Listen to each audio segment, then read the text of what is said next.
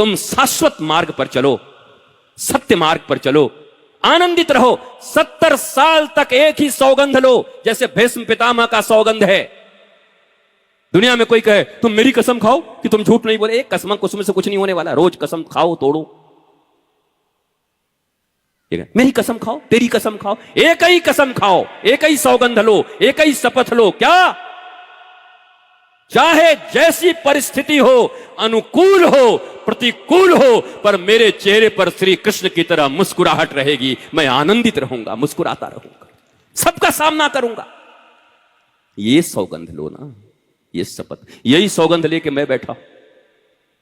इस शरीर ने कैंसर झेले, इस शरीर ने न जाने कितने रोग झेले, इस शरीर को अपने जीवन में इतनी तकलीफें, इतने कष्ट, पर कभी गिव अप नहीं किया। मौज में रहते, आनंदित रहते, खुश रहते। समस्या आई, तपस्या बनाए, आ जाओ, आ जाओ, वेलकम वेलकम। तू कहां जाएगा मेरे बिना? यहीं पे आ जा। समस्याओं से क्यों डरते हो? कभी कभी व्हाट्सएप के यूनिवर्सिटी में देखता हूं, और व्हाट्सएप यूनिवर्सिटी में चलता है, पढ़ते भी नहीं लोग, फॉरवर्ड कर देते हैं। वो लिखते हैं ईश्वर बड़ा है कि समस्या बड़ा है, चिंता मत करो। और खुद ही चिंता में मरा जा रहा है और अपने परिवार को भेज रहा है। और खुद डिप्रेशन की रोज गोली खा रहा है, जिसमें 70% अफीम मिला हुआ होता है। डिप्रेशन की कोई गोली नहीं होती। मेडिकल साइंस के बारे में अगर जानते हो तो वो भी मैं जानता हूं, वो भी पढ़ा हुआ हूं। डिप्रेशन की कोई गोली नहीं, औषध का कोई इलाज नहीं बना अभी तक। एक ही इलाज है, कोई संत मिले, सदगुरु मिले, तुम्हारे भीतर शरीर से ऊपर उठकर इंद्रियों, मन, बुद्धि, इतने तक खतरा है। केवल बुद्धि तक हो तब तक खतरा है, शरीर तक, इंद्रिय तक, मन तक, बुद्धि तक, ये बहुत खतरा है। यहां से दुख नहीं मिटेंगे, ये 4 स्टेज तक। अब आगे बढ़ना होगा। शरीर, मन, इंद्रिय, बुद्धि, चित्त, चित्त तक आ गए। चित्त शक्ति, चेतना। और उस चित्त में, चित्त की चाकी में अगर ठीक ठीक बीज पड़ने लगा, वो बीज कौन सा? गुरुवाणी, गुरु वचनों को रखना। अरे कल ही तो गाया था, गुरु वचनों को रखना संभाल के, एक एक वचन में गहरा राज है, जिसने जानी है महिमा गुरु की, उसका डूबा कभी ना जहाज है। वो महिमा, वो तुम मुझे प्रणाम करने आओ ना आओ, कभी दर्शन हो न हो, पर जब बोलूं तो सुध बुध बिसरा के, जैसे गोपी भागी कृष्ण की बंसी। कृष्ण की बंसी क्या है? कृष्ण प्राणों से जो बोल रहे हैं, प्राणों से बंसी बजती है। प्राणों से बंसी बजाया तो गोपी सब भूल गई। वो दूध कल पटक के गई थी, एक ने बच्चे को छोड़ दिया, एक तो उजला काल आधे आंख में लगाई और बाकी मुंह में पोत के काजल भाग गई। बंसी ने कहा तू ऐसे क्यों की? भगवान के पास जा रही, कुछ तो सुंदर बन के जा। तो गोपी ने कहा निगोड़ी बंसी, तुम्हें पता नहीं है, भगवान कभी रूप रंग नहीं देखते, भगवान भाव देखते हैं। उनको पता है उनकी गोपी उनके लिए दौड़ के जा रही है। ये मुंह काला थोड़ी देखेंगे हमारा कि काला है कि गोरा है। फेयर एंड लवली थोड़ी देखते हैं Thakur ji. Fair and lovely लगा के जाएंगे तो ठाकुर जी हमको देखेंगे।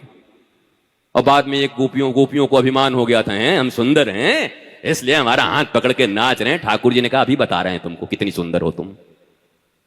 तो अंतरहित हो गए, ध्यान चले गए ठाकुर जी। अब फिर सब हे ठाकुर जी पाके भी हम आपको खो दिए। अरे बोला इतनी मुश्किल से तो तुम आई, कात्यायनी का व्रत की। श्री कृष्ण की इतनी बड़ी लीला है भागवत में, जन्म से लेकर के पूतना का वध, उसके बाद बैलगाड़ी वाले का वध, सक्तासुर का वध। ये सब कोई साधारण राक्षस नहीं है, ये हमारे भीतर में सब वृत्तियां हैं। पूतना कौन है? कपट है। पूतना कौन है? अविद्या है। हमारी जो अज्ञानता है वही पूतना है। हमारे जो कपट है वही पूतना है। सक्तासुर कौन है? सकट में बैठे हुए, बोला दही दूध ऊपर रखा था और यशोदा जी ने ले जाकर के गाड़ी के नीचे कृष्ण का पालना लटका दिया। भगवान बोले वाह, रसेश्वर नीचे और रस ऊपर। रसो वैश, सारे रस मुझसे निकलते हैं, हमको तो नीचे लटका दिया और दही दूध ऊपर रख दिया। ये यशोदा तू मैया बनने के योग्य नहीं है, अभी तुझे बताता हूं। और फिर सक्तासुर का वध किया। ऐसे जितने भी असुरों का वध किया ना, उसके वैदांतिक सार को समझो।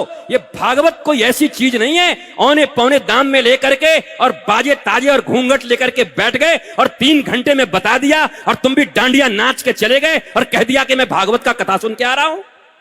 भागवत का भाव ही नहीं आया तुम्हें? किसी शुद्ध वैदांतिक निष्ठा संपन्न गुरु चरणों में जिसकी पूर्ण समर्पण रही हो, जो निष्णात हो शास्त्रों का, ऐसे सदगुरु ऐसे संत कभी मिले जिनका कोई चाह नहीं हो। चाह गई चिंता गई मनुआ भई बेपरवाह, जिनको कछु नहीं चाहिए वही साहन के साह। जब ऐसा कोई शहंशाह मिल जाए, जब ऐसा कोई महाराज मिल जाए, तब भागवत की घूंटी घुटेगी, तब रामायण घुटेगा, तब बादाम का बढ़िया शरबत बनेगा, तब पियोगे, तब हजम होगा, तब पौष्टिकता मिलेगी। ऐसे नहीं मिलेंगे। आए गए चले गए, आरती में गए, वहां गए, वहां सिंदूर लगाए, वहां डोरा बांधी आए, वहां चढ़ी आए। हमारे यहां वृंदावन में लोग आते हैं, एक दिन का समय कम वक्त, लोग वक्त बहुत कम है उनके पास, वो दौड़ते दौड़ते मर जाते हैं। यहां मुंडी मारा, वहां मुंडी मारा, वहां मुंडी मारा, वहां मुंडी मारा, वहां भागा, वहां खरीदा। जाते जाते पूछता हूं कैसा रहा? थक गए महाराज जी। तो काहे को वृंदावन आया था? वृंदावन में लोग एनर्जी प्राप्त करने आते हैं, अयोध्या में है, वहां से ऊर्जा प्राप्त करके जाते। तो थकने आया था? धम्म से बैठ, कमर मेरी मर गए प्रणाम करते करते। वैसी भी क्या जरूरी? वृंदावन जाओ, अयोध्या जाओ, काशी जाओ, तो एक बार में एक ही जगह बैठो। बोला इस बार तो सिर्फ बांके बिहारी का दर्शन होगा और जम के रस पीऊंगा। और ऐसा लगता है कि कबड्डी खेल रहे हैं। कबड्डी कबड्डी कबड्डी कबड्डी कबड्डी कबड्डी कबड्डी कबड्डी कबड्डी कबड्डी का सब छू के आ जाएंगे। कहीं से कुछ मिल जाए, कुछ नहीं मिलेगा, कुछ भी नहीं मिलेगा। मिलेगा तभी अगर छूने से ही मिल जाता तो अर्जुन को भगवान कहते कि ले मोर पंख, इसी से युद्ध जीत जाएगा। दिया? माखन दे देते, ले ये माखन खा और युद्ध जीत जा। माउंटेन ड्यू पी करके लोग पहाड़ से इधर से उधर चले जाते हैं, तो माखन खा के महाभारत भी नहीं जीतेगा। नहीं, 45 मिनट तक आ बैठ चुपचाप और मैं जो बोलता हूं उसको सुन। बोला आप भगवान है, छू दीजिए मेरा काम बन जाएगा। चुप, आलसी कहीं का, भगवान है छू दीजिए। भगवान राम युद्ध कर रहे हैं, लक्ष्मण को शक्ति बाण लगी, भगवान के ही गोद में है और राम जी रो रहे हैं, ओ मेरा लक्ष्मण क्या हो गया। वो दुनिया वाले परेशान ही, भगवान नहीं, तो अपना ही भाई नहीं बचा पा रहा है, हमको क्या बचाएगा? क्यों? ये सहजता से प्रश्न उठना चाहिए ना। कल के गए जाकिर नायक बोलेगा, तुम्हारे बच्चे समझ नहीं पाएंगे। जाकिर नायक जैसे लोग उठते हैं, हाथों में मूर्तियां लेते हैं, हथौड़ियों से मारकर तोड़ते हैं और कहते हैं तुम्हारा बजरंगबली खुद की रक्षा नहीं कर पा रहा, तुम्हारा क्या करेगा। और ये कॉन्वेंट स्कूल में पढ़े बच्चे बेचारे उसी को सत्य मान लेते हैं। इनकी बुद्धि कहां है, विवेक कहां है इनके पास? इनको कहां संस्कार दिया इनके मां बाप ने? बोलते हाँ दैट्स नाइस, देन ग्रेट, फिर यहां चले आते। This is conversion in the absence of knowledge. So be knowledgeful. This is real spiritualism. ज्ञान तुम्हें मुक्त करेगी मेरे बच्चों। ज्ञानी रहोगे, कोई समस्या तुम्हारे सामने टिकेगी नहीं। और ये डोरा डोरी भागते उगते डरते रह जाओगे जिंदगी भर। भूत चढ़ जाता लोगों को, कितनों को भूत चढ़ गया। भूत वही भूत में जीते हैं, और भूत काहे का है? अरे भैया भूत होता होगा, बड़ी अच्छी बात है, पर जरा सोचो, नामदेव जी को भी एक बार मिला प्रेत, गए थे रात्रि में, वो बड़ा लंबा खड़ा हो गया और नामदेव जी ने कहा अच्छा अरे मेरे लंबकनाथ, एक बार दो बार, बड़े लंबकनाथ, अबे मैं प्रेत हूं। और नामदेव जी ने कहा कि जगत के कण कण में हर जगह तुम व्याप्त हो, तो क्या प्रेत में तुम नहीं हो? और उसी समय वो प्रेत विट्ठल बन गया। अरे यार नामदेव तू यहां भी मुझे पहचान गया? बोला ठाकुर जी हर जगह तो आप ही हो। कुत्ते से आपको प्रकट कर दिया, प्रेत से आपको प्रकट कर दिया। तुम्हारी दृष्टि क्या देखना चाहती है? भूत देखना चाहते हो तो भूत ही प्रेत तुमको मिलेंगे, चुड़ैल मिलेंगे। और तुम्हारी जिंदगी में हर जगह जित देखूं तित श्याममयी है। गोपियों की तरह। जित देखूं तित श्याममयी है, जहां देखो तहां श्याम है, तो तुमको चतुर्दिक वही दिखाई पड़ेंगे। पर यह संस्कार तुम्हें कौन देगा? जब भारत की शिक्षा नीति पूरी तरीके से डिमोलिस्ट कर दी जाएगी, एकदम खत्म, और वो शिक्षा सनातन संस्कृति के गुरुकुलम की आएगी, वहां से संस्कार पनपेंगे और फिर भारत विश्व गुरु बनने का सपना देखेगा। अभी तो भली सोशल मीडिया पर बन जाए, बनने वाला नहीं है। पढ़ रहे हो कॉन्वेंट में, बनोगे विश्व गुरु। अपना डिप्रेशन हैंडल नहीं हो रहा हो, विश्व गुरु बनोगे। 4 परिवार तुमसे संभल नहीं रहे हैं, तुम रो के मर रहे हो, अब विश्व गुरु कैसे बनोगे? ज्ञान बनाएगा तुम्हें, और वो ज्ञान तुम्हें गुरुकुलम देगा, सनातन संस्कृति की शिक्षा। और मैं बड़ा आह्लादित हूं इस बात को कहते हुए कि तुम्हें बहुत चंद दिनों में, कुछ महीनों के भीतर, दुनिया का सबसे बड़ा सनातन विश्वविद्यालय, जहां प्राचीन संस्कृति की पढ़ाई होगी, 16 संस्कारों की, और कंप्यूटर साइंस से लेकर के और एआई तक की पढ़ाई होगी, वैसा सनातन विश्वविद्यालय बनाने जा रहा हूं, जहां सारी दुनिया के लोग पढ़ने आएंगे। ये बड़ी देश के लिए खुशखबरी। और जो राष्ट्रवादी लोग हैं, सनातनी लोग हैं, शीर्ष से ऊपर से नीचे बैठे सभी सहयोग कर रहे हैं। ये बहुत जल्द बन के तैयार हो जाएगा। ये कर्म है। अगर कुछ चेंज करना है तो ये हो सकता है।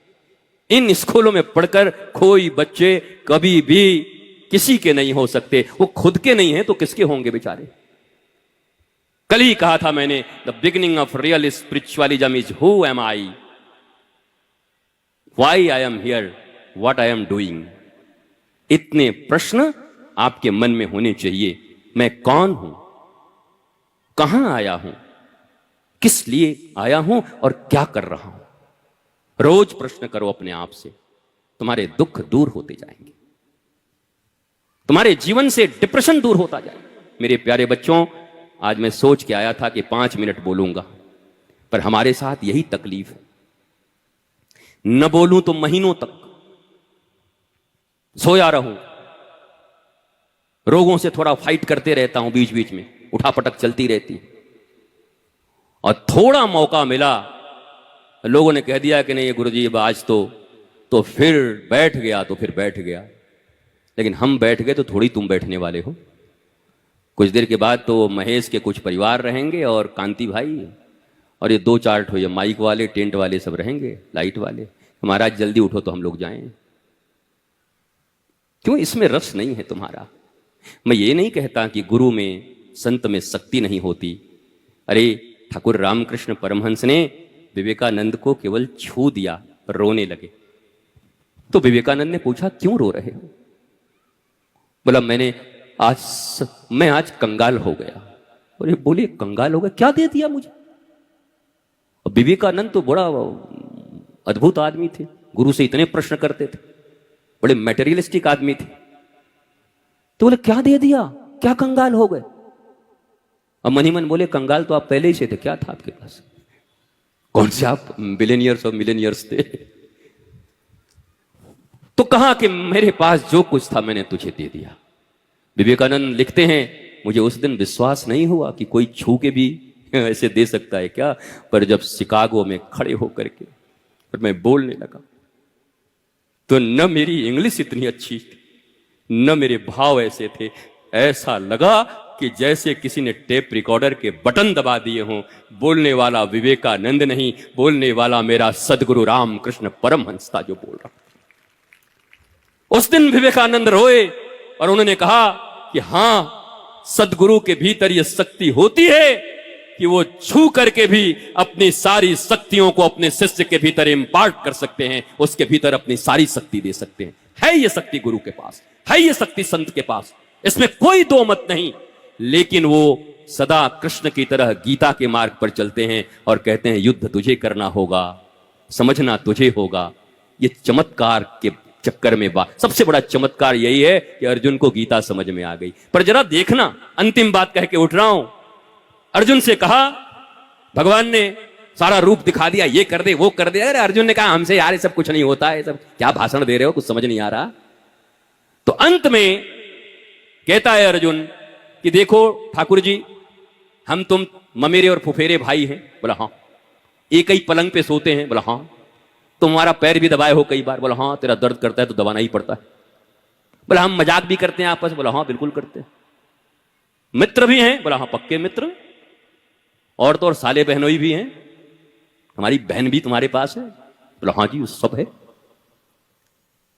तो यार इन रिश्तों से मेरा काम नहीं बन रहा है, और तुमने तो भगवान होकर के मुझे ये रूप भी दिखा दिया, विराट रूप, फिर भी मुझे समझ नहीं आ रहा।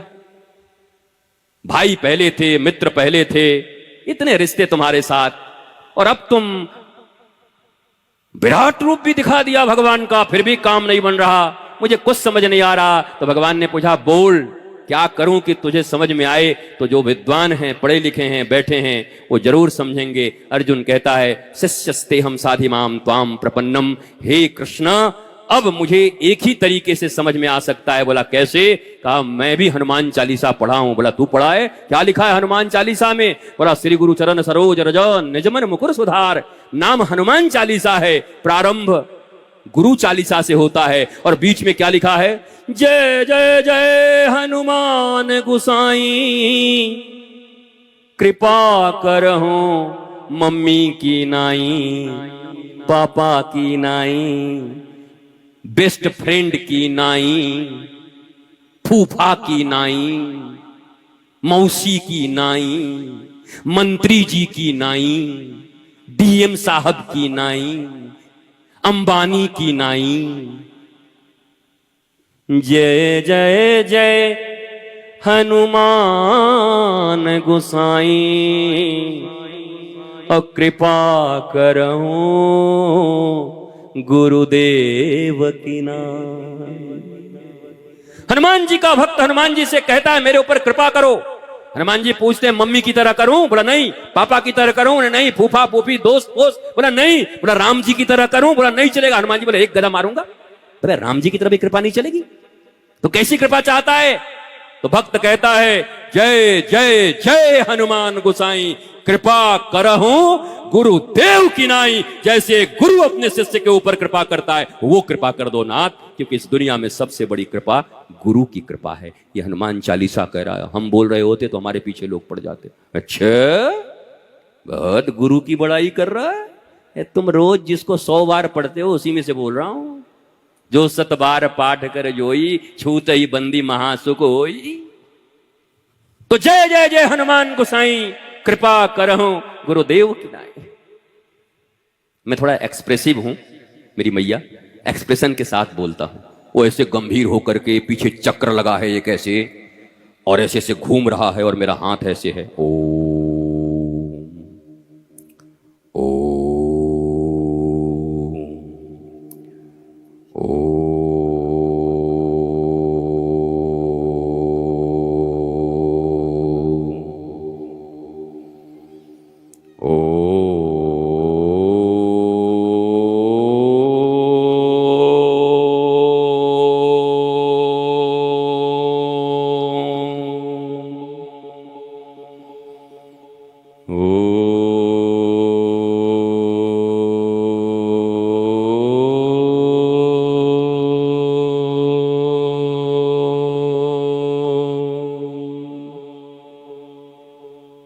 ये पोस्चर भी हो सकता है, तब तुम्हें शायद अच्छा लगेगा। हाँ आज हमको बड़ा गुरुजी किरण मिला उनके हाथों से। पर मैं जरा एक्सप्रेसिव हूं, एक्सप्रेशन के साथ बोलता हूं, ताकि ये जो बॉलीवुड हॉलीवुड में जो बैठे हैं उनको ये गुमान न हो जाए कि एक्टिंग वही कर सकते हैं। एक्टिंग बाएं हाथ का खेल है हम लोगों का। इस दुनिया में एक्टिंग ही करने आए, सब कुछ हो सकता है, और एक्सप्रेसिव ही बनो। कुछ लोग तो ऐसे हैं कि मैं 2 दिन से प्रयास कर रहा हूं कि उनके चेहरे पे हंसी आ जाए, लेकिन उनका जो 3.5 फीट का चेहरा है वो बना हुआ है।